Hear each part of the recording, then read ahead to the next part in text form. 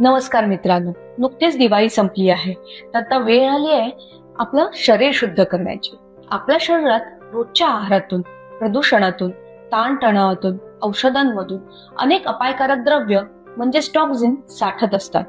हे द्रव्य शरीरात राहिले तर आपल्याला थकवा, त्वचेच्या समस्या, अपचन, डोकेदुखी, वजन वाढ इत्यादी त्रास होऊ शकतात. शरीर शुद्धी, बॉडी डिटॉक्स म्हणजे साचलेल्या अपायकारक द्रव्यांना शरीरातून बाहेर टाकण्याच्या नैसर्गिक प्रक्रिया. डिटॉक्स करण्याचे अनेक प्रकार आहेत. आहाराद्वारे डिटॉक्स करताना भरपूर पाणी प्यावे, हिरव्या पालेभाज्या खाव्यात, लिंबू, आलं, हळद इत्यादी आपल्या जेवणात वापरले जावे. तुपकट, मसालेदार आणि प्रक्रिया केलेले पदार्थ, प्रोसेस फूड हे टाळावेत. योग व प्राणायाम. शरीरात ऑक्सिजनचा प्रवाह योग केल्याने सुधारला जातो. घामावाटे विषारी द्रव्य बाहेर पडतात.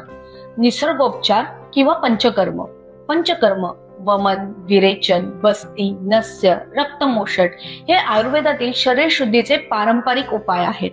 हे उपाय शरीरातील दोष म्हणजेच कफ, वात, पित्त संतुलित करून विषारी द्रव्ये बाहेर काढतात. आणि सर्वात शेवटी येतं ते म्हणजे मनशुद्धी. ध्यान, मेडिटेशन व सकारात्मक विचार यामुळे मानसिक ताण कमी होतो. शरीर शुद्धीचे नेमके फायदे काय आहेत? शरीर शुद्धीकरणामुळे आपली त्वचा तेजस्वी व स्वच्छ दिसते, पचन सुधारते, आपली रोगप्रतिकारक शक्ती वाढते, मन प्रसन्न राहतं व वजन संतुलित राहते. धन्यवाद.